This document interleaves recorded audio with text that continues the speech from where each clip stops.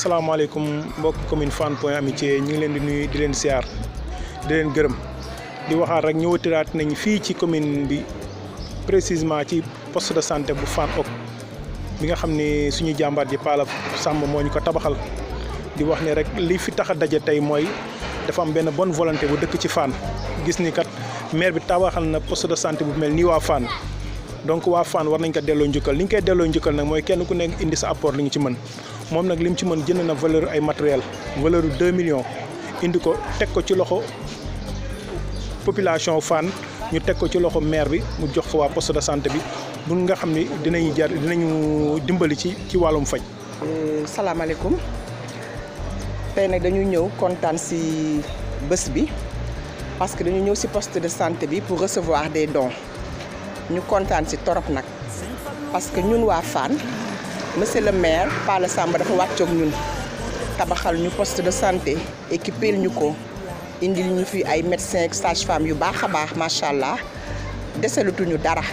bi ñu demee nag ba rendre compte ni monsieur le maire mi desalutuñu dara ñu ne ñun nag population bi dañuy jóg jàppale ko ba mooy wuti ay démarches xool des hommes les bonnes volontés pour ñu gën ñu équiper suñu poste de santé maanaam dooleel monsieur le maire bi ñu jógee nag gis nañ bonne volonté yu baax yoo xamante ni équiper nañu indil nañu tey ay dons donc dons yooyu la ñu recevoir tey fii ci poste de santé bi avec Palla Family et tous les militants du maire monsieur Palla Samb ñu ciy kontaan torop nag di ko rafetlu di ñaan yàlla nag mu sax fi dons yi continuer di ñëw rek macha allah kontaan nañ torop ci bés bi.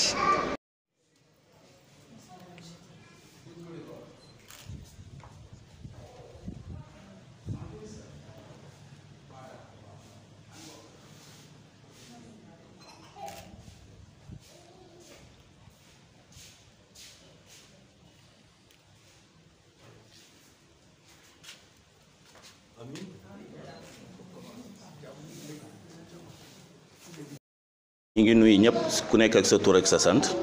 di leen jéggalu tamit ne ci heure bi parce que 17h la ñu waxoon il est 17h30 léegi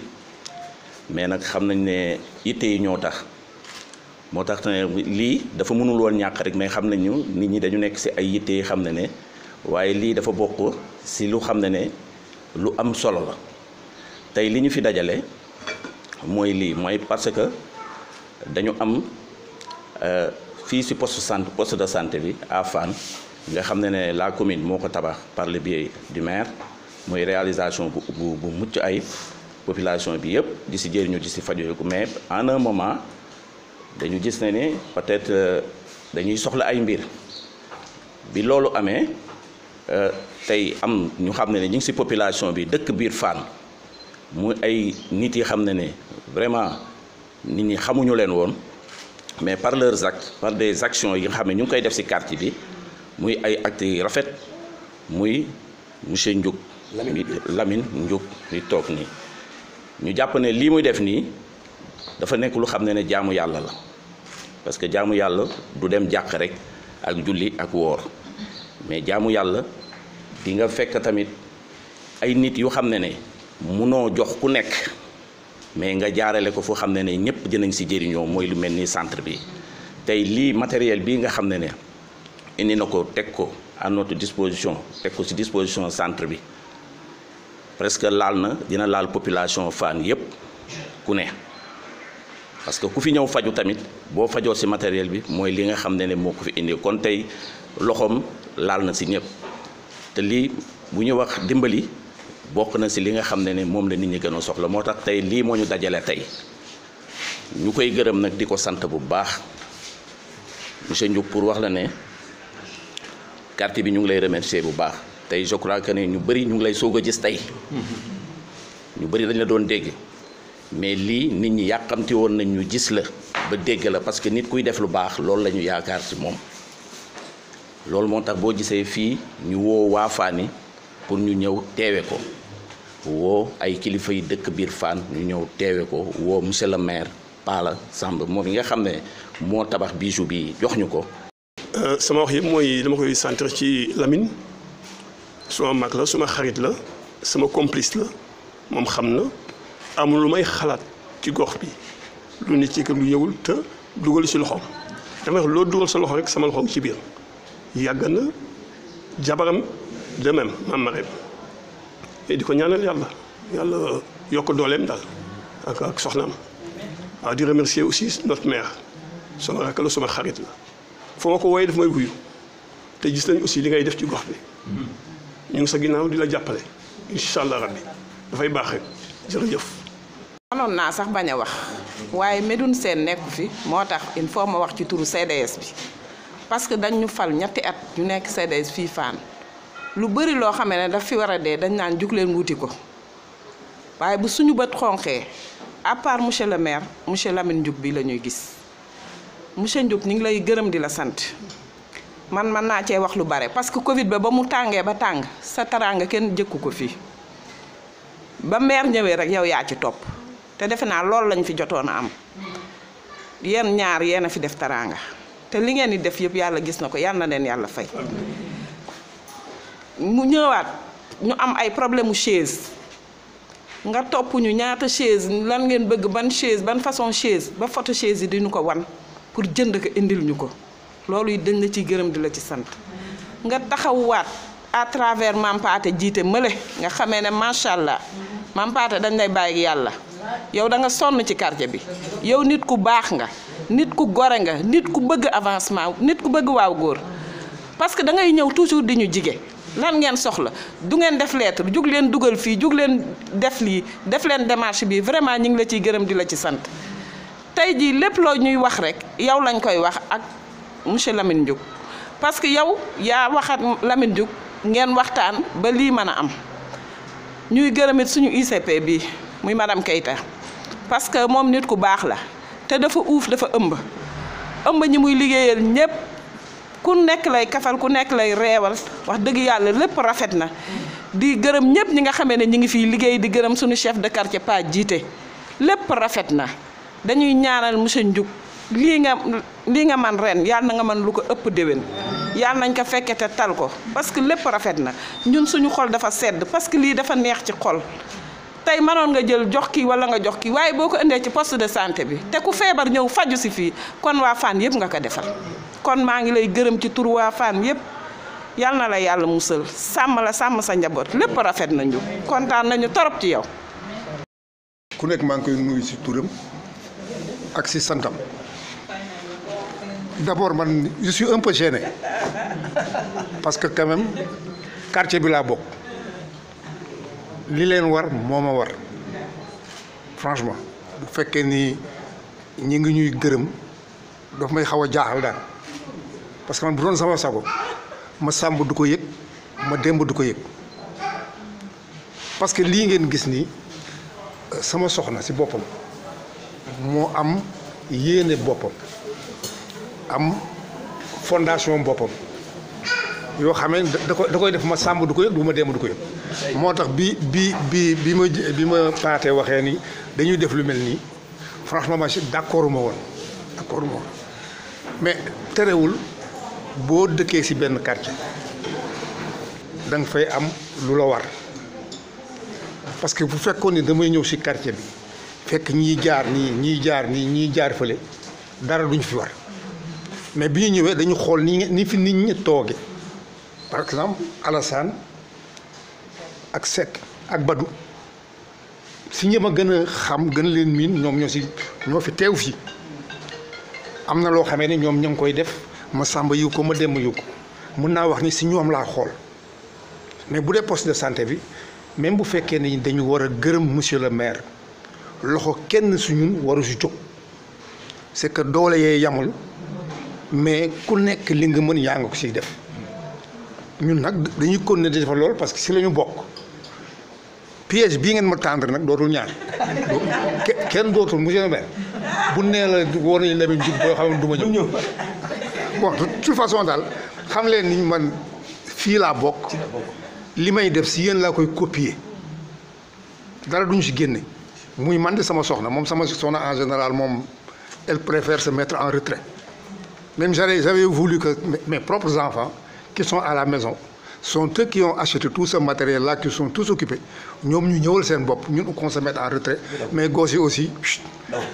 ils m'ont laissé m'occuper mais en tout cas li ma leen di xamal daal mooy da ngeen baax rek moo tax ngeen may gërëm mais ngërëm li yéen lañ koy delloo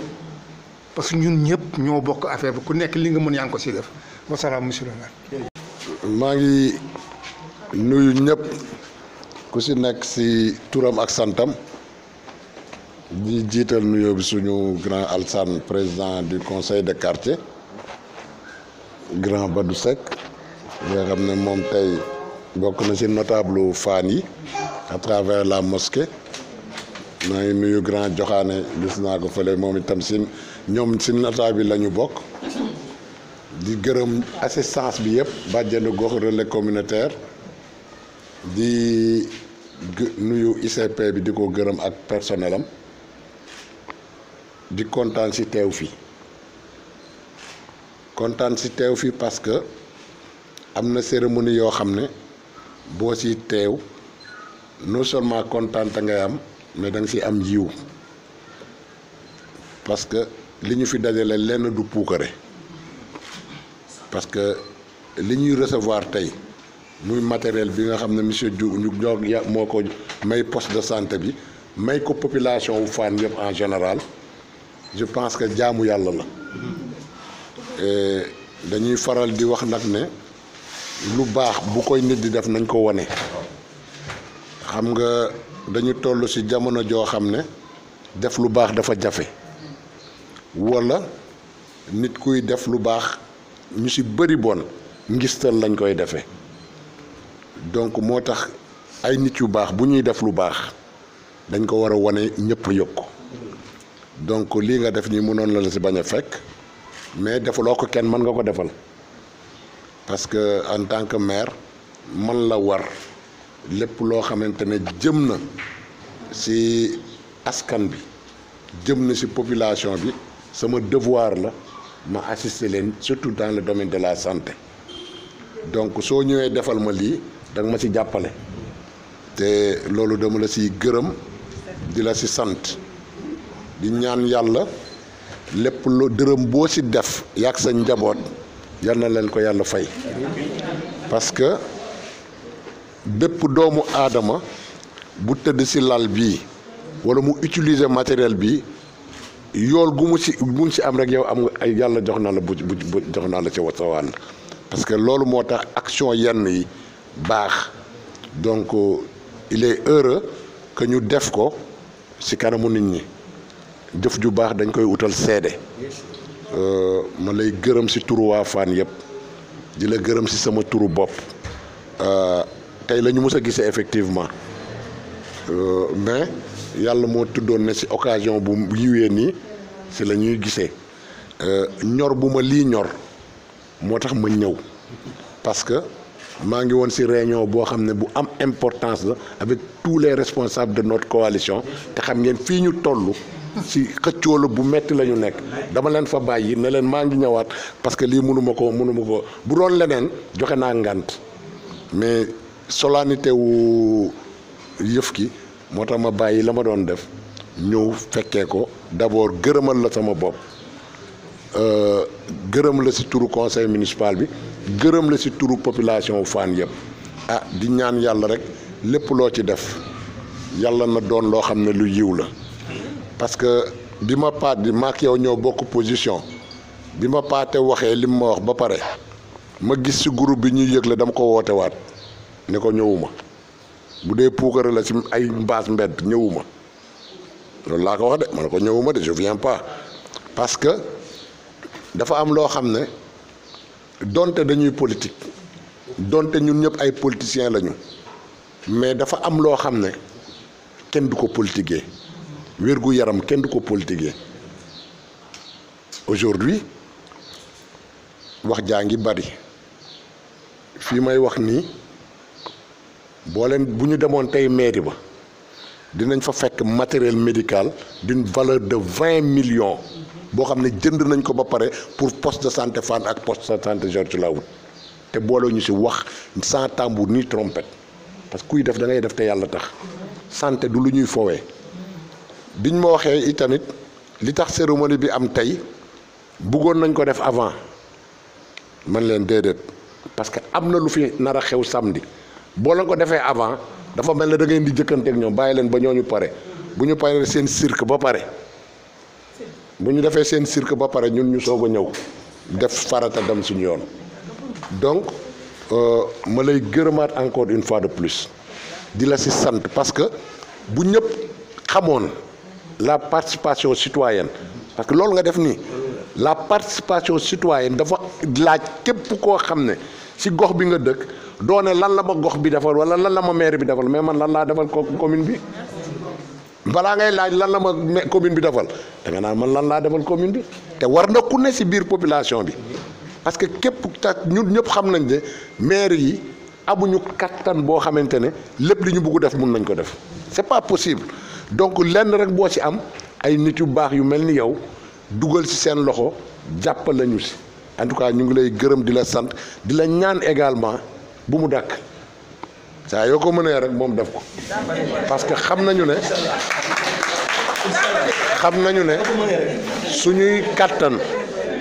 suñuy kattan sur le plan budgétaire néew na te nous avons 9 domaines de compétence donc arbitrage bi dafay metti te ku ne foog nga jox ko wàllam ci budget bi donc munoo defandoo lépp mairie bi munul supportandoo lépp donc aujourd'hui il est heureux tey ñu am occasion bu mel nii am partenaire bu mel ni yow buñ ko amoon feneen dafay bu yokk woon itam dañuy jël rek parce que dans cette commune bari na fi nag ay nit yoo xam ne xëy na boo demee ñoom ñoo la ëppale yow sax mais amuñu xol ba amuñu parce que xam nga lii xol moo koy joxe xol moo koy joxe parce que nit mun na am ay milliards mais xol bee dul joxe donc nit mun na am ñaar dërëm mais xol ba yaatu ba mu def geste bu mel nii loolu moo tax ñu lay gërëm encore une fois de plus di la sant di la ñaanal yàlla daal yàgg sa njaboot lépp loo leen def si lii yàlla na doon yiw si yéen parce que ay néew di doole ngeen ko defal population yi ngeen ko defal te ñoom ñëpp soxla nañ ko en tout cas maa ngi lay gërëm di la renouveler en tout cas sama amitié di la renouveler également sama engagement pour ñu ànd relever parce que ñun lii rek lañ soxla moo tax ñu fal ñu nan la ñuy def ba jàppale population yi na population yi am wér-gu-yaram na population bi am éducation bu baax nañu am cadre de vie bu baax loolu moo tax ñu fal ñu lépp luñ si mën ñu ngi ko siy def bu ñu amee ku ñu jàppale dañuy yenn rek dañuy d'accord rek jël ko en tout cas maa ngi gërëm ñëpp di sant ñëpp di la wax daal kontaan nañu te yàlla na la yàlla fay lépp yow yàlla sa njaboot merci beaucoup.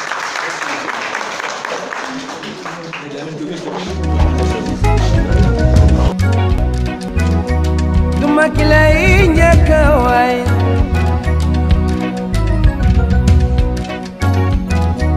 duma ki lay mujjee waay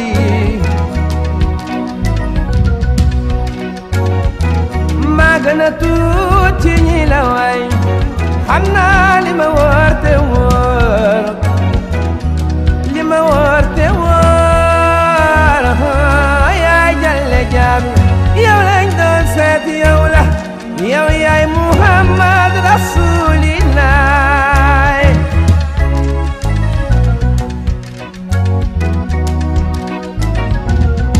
duma ki lay njëkkaay